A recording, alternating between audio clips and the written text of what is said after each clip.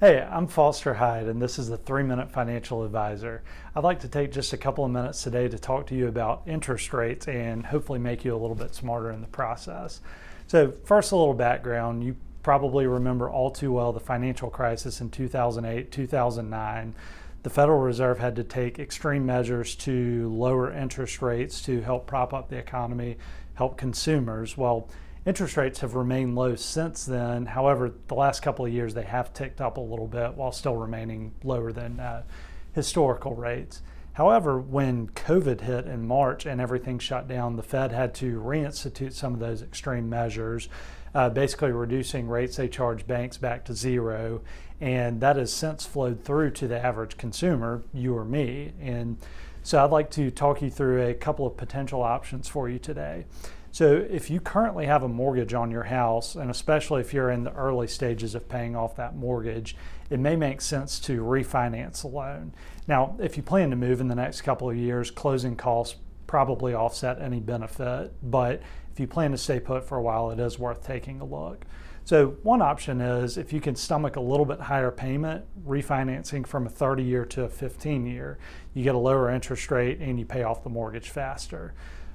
But if you want to just stay within what you currently have, so say refinancing a 30-year back into a 30-year, you're going to have a lower monthly payment. So the most conservative thing is to continue saving that extra money that you're now not having to pay on the mortgage. One strategy is just keep making the same monthly payment, and you might end up paying your mortgage off as soon as 5 or 6 years earlier than you would have otherwise.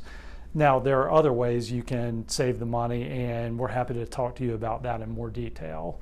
I do want to make sure that you are careful, because if you have more equity in your house now, you might be able to do a cash out with the refinance. And if you're using that to, say, buy something that's frivolous or make a bad investment, that's not really a conservative route to take. So please do proceed with caution there.